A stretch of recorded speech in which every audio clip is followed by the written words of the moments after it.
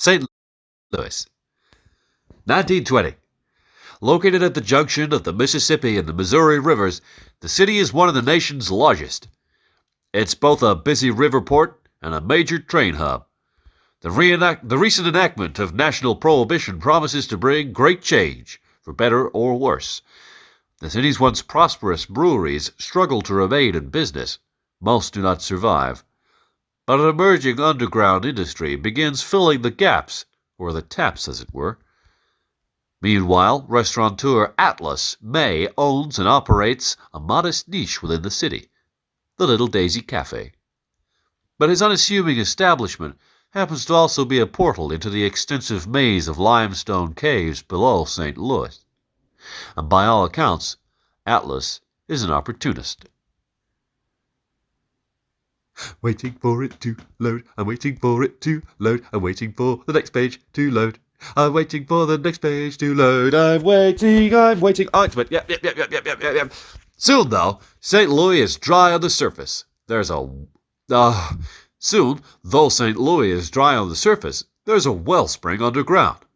A club-shaped pin, worn under the collar or inside the lapel, grants trusted patrons access to this subterranean place, the Lackadaisy Speakeasy. The location of St. Louis in the middle of the country means illegal liquor flows in by numerous routes. Never at a loss for supply, Lackadaisy prospers and becomes the city's most prominent bootleg operation. Atlas has a small empire.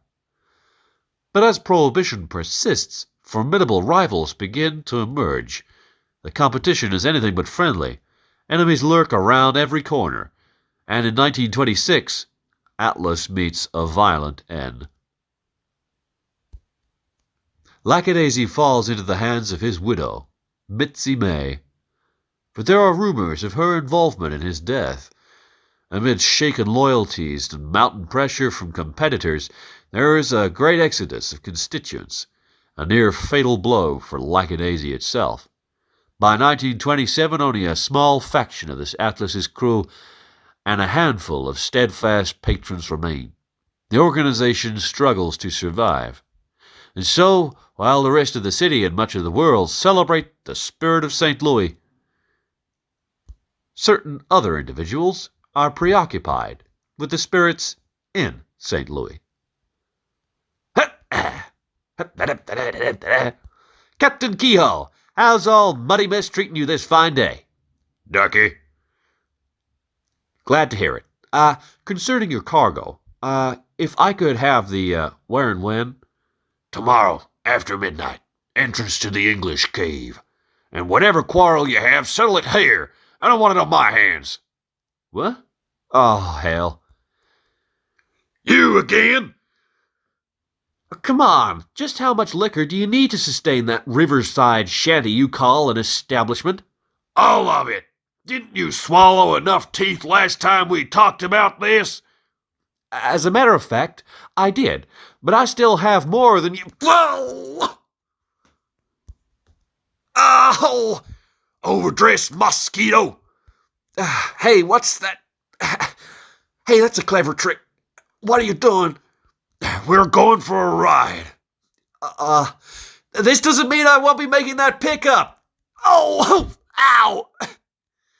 We got any rope or anything in the truck? No. Got a toolbox, though. Why the special treatment, guys? Couldn't you just bash me over the head with something and call it a day? Well, Averil's in a bad mood today, 'cause, I'm gonna say that again. Well, Averil's in a bad mood today, 'cause one of the pigs gone mad and we had to shoot it. Wham! Oh. I guess that makes you my travel companion. I'll call you Frothy.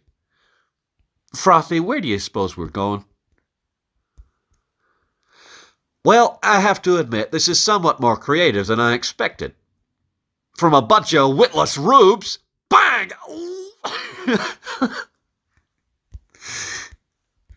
I hope you boys are prepared to be disappointed. Because being run down by something called the Sunshine Special is too ironic to be possible. So, you've made your point. The Kehoe is all yours. If you don't mind, I do have other individuals to be harassed by today. Point? There ain't no point except to get... Point? There ain't no point except to watch you get hit by that train. Emery here never seen anything hit by a train before. Nope, never. Really?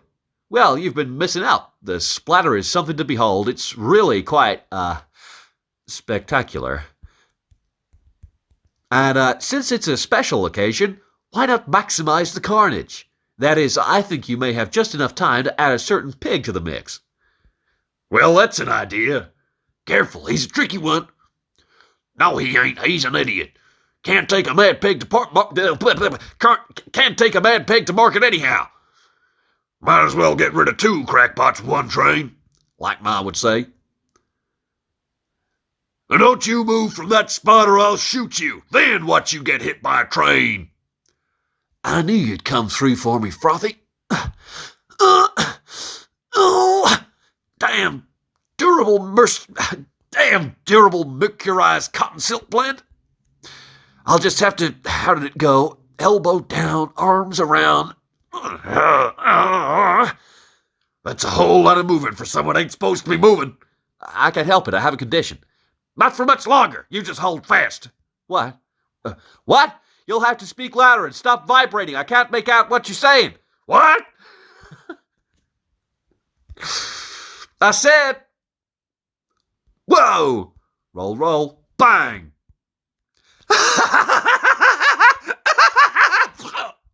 Oh!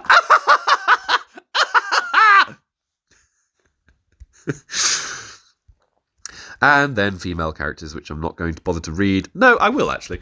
Right. Okay, what's she going to sound like? Did I finish reading the expenses? No, as far as reading material goes, this ledger is too depressing. I decided to read the obituaries instead. When you get a little older, you'll discover the only difference between tragedy and comedy is whether it happened to you or somebody else. Oh, look, Wick is in the paper today. In the obituaries? The business section, sweetie. Apparently he's doing rather well for himself lately. I suppose it's not all bad news. Thunk. Good afternoon, ladies. It's a lovely day out there for an extraordinarily long walk. Where have you been all day? That was supposed to be a brief rendezvous. Sorry, Miss Sam. Some of the locals insisted on seeing me reenact the perils of Pauline. Oh, customers. I didn't realize we actually served anyone here. Hello. How is your lunch? Are you enjoying your lunch? Or would you say it's more of an early dinner? Rocky, you know how much you frighten the elderly. Come talk to us over here. We're in need of any business we can get. Finances have her looking to dead people for a laugh. Oh, right, okay. Finances have her looking to dead people for a laugh. Oh, well. Knowing Kehoe, that freight has an unusually high content of embalming fluid anyway. No, you misunderstand. Despite appearances, Miss Sam, today has been I've got an itchy arm. Despite appearances, Miss M, today has been unequivocal success. I just need to find the car. Oh, honey, you lost the car. It's all we have left besides that old truck. I had to sell the rest. Oh, don't worry. If I could just borrow a certain surly Slovak for a bit, I'll get it right back. There'll be plenty of embalming fluid to go around tomorrow night. Check in the garage. Check in the garage. Ivy, you go too. Victor will be less likely to throttle him in your presence. Sure. You know how when Victor looks at you, it seems like he's searing a hole through your face? Well, I have a theory about that. By having to pass through that singular ocular of his, the hate energy he radiates experiences some sort of amplification in a manner not unlike stimulated emission, as Einstein described it, resulting in a kind of highly intensified glare beam. Victor, you wouldn't believe what happened today. A bunch of yokels in the truck and the pig to get out. Oh, I didn't show you my shoes. My dad sent money so I could buy some books I needed for the summer semester besides his famous parties. Noise. Moo. No? But Victor, we didn't even ask a question. I just need some help getting the car. Could you, please? Not now. I'm busy. Huh? I was hoping he wouldn't come to this, Victor. Oh, bad news. Get off. How about if I bend your fingers the wrong way? What about that? Okay, Duvka, get off. I'll crush the air out of your lungs, you big ornery ox. Okay, was that a yes? You aren't gonna kill him, right? Yeah. Aren't going to kill him. Right, get off. Well, he's all yours. Sometimes you have to rough him up a little bit, but really, he's just a big teddy bear once you... Victor, put the wrench down. You said you wouldn't.